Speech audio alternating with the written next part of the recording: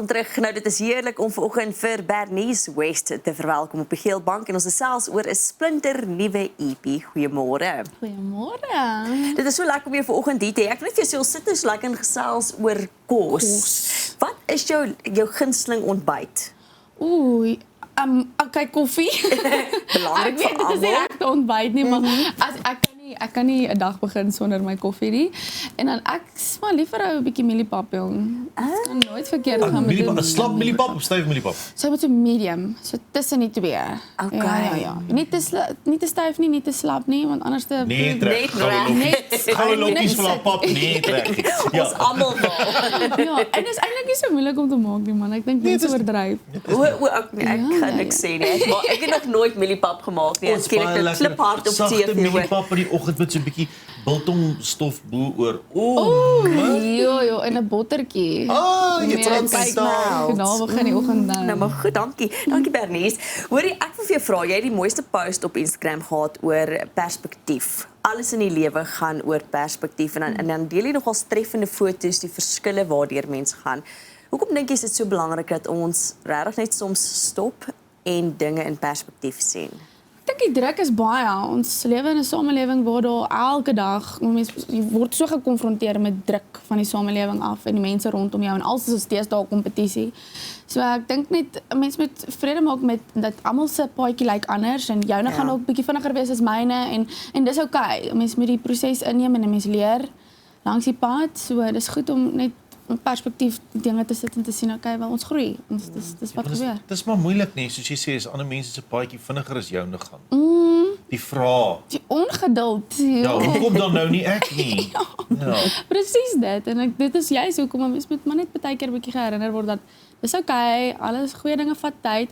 Iemand het ek kan nie onthou wie dit was, maar iemand het 'n post nou reg gemaak toe sê hulle het hulle dogtertjie laat film develop net om vir hulle te leer dat goeie goed tyd vat. Sure. En dit was vir my eintlik so mooi geweest want ek meen alles is so instant in vandag se dae en soos jy nou sê, soos baie keer raak mense kwaad as ander mense se goedjies vinniger kom as joune. Of nie kwaad nie, maar raak mismoedig. Ja. En ek dink maar net as mense die volle prentjie sien, goeie dinge vat tyd en dis okay om net als nou en dan in perspektief te sit en te sien, okay, weet wat, jou paadjie lyk anders as myne. Maar dit kan mense seker ook terugtrek na besigheid toe, want jy's ook 'n besigheidsvrou en jy praat ook oor die feit dat om 'n klein besigheid op die been te bring is nie so maklik nie. En dit gaan terug na daai van okay, ons wil hierdie besigheid begin, ons wil nou hê dit moet suksesvol wees, maar dit is nie noodwendig dit nie. Hoe moeilik is dit regtig om 'n besigheid te begin? Ek het gister toe sê ek vir Johannes, ek sien hierdie nou, ek kon nie na skool gaan studeer nie. Ek het reguit in die musiekindustrie ingegaan. So ek voel maar ek sien hierdie nou eintlik as my universiteitsgeld, maar hierdie is 'n praktiese universiteit, want ek dink ook as jy nou klaar gestudeer het, dan moet jy nou eers gaan, jy weet, in praktiese goed ingaan en leer hoe dit actually werk. So jy kry nou reguit die praktiese ondervinding en die geld wat jy belê is, nou maar ek sien dit as my studiegeld. Maar dit is ek het nog nooit so baie van myself geleer in hierdie proses nie. Wow. Weer eens geduld en hoe om goed uit te figure, people skills. Daar's soveel aspekte van 'n klein besigheid en ek dink man, dit gaan maklik wees. Ek gaan pakkies pak by die huis. Nee, dit is glad nie so nie. En ek dink maar net om geduld met jouself te hê want mense leer so baie omdat jy niks weet nie. Ja. En ook maar net om die regte mense te hê. Mens moet nie bang wees om te vra nie. Soos as jy nie weet wat om te doen nie, vra iemand, vra vir Niemand is 'n raad. eiland nie. Niemand is 'n eiland. Dis so waar. Ek Ja, wens ja. mense kan ophou so lewe want dit is nie realisties nie. Vertel my 'n bietjie van die onesies. Of van die onesies, van die dungarees of wat in die dungaree of overall, wat? Net wat jy wil, net 'n pakkie. Een pakkie, ja.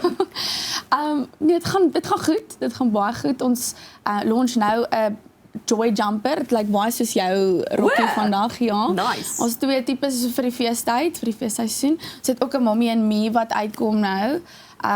Ag nee, ons probeer maar klomp nuwe goedjies. Ek leer baie van myself in die proses en ek dink die groot ding vir my is maar net soos mense wil ook mense mooi laat voel wanneer hulle dit aantrek en vir my ek bid sommer oor die klere. As die pakkies uitgaan as ek so sê, laat die mense net jy weet waardig voel wanneer hulle dit aantrek want soos ons sê daar's soveel kompetisie daar buite en mense kan so vinnig nie goed genoeg voel nie.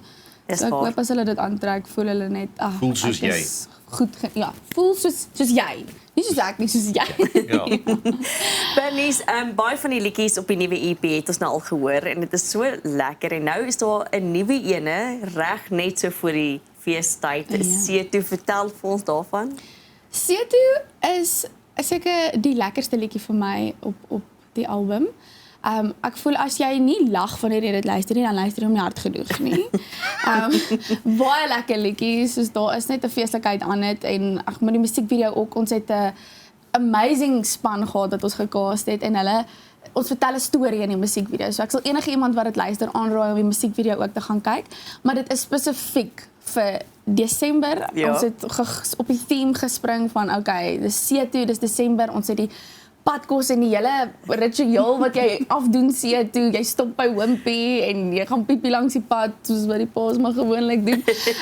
Jy weet daai alles het ons half in die musiekvideo ingesit en ag ja, ek wil net hê mense moet daai herinneringe hê van ons gaan Seto, jy weet of as hulle daarna luister moet hulle onthou hoe dit was by die see. En dan was baie bekende gesigte in die musiekvideo. Ja, Rico Immelman, Nadia Bekes, Robbie Wessels, hulle almal, Petrie, almal het op die bandwagon gespring. Ag ja, en dit was so lekker om saam met hulle te werk. En ek dink is ook belangrik want dis wat ons kort oor die tyd, nê? Net so 'n bietjie vreugde, lang jaar, geniet net soms die lewe, lag vir jouself. En dis daai herinneringe wat jy ook nou genoem het, Pierre, jy het dit ook vroeër genoem van wat onthou jy, daai lang pad, verstaan? Die stryd met jou boetie of sussie as jy een gehad het, die game wat jy gespeel het. Wie sien eerste die see? Ja, letterlik dis in die lirieke.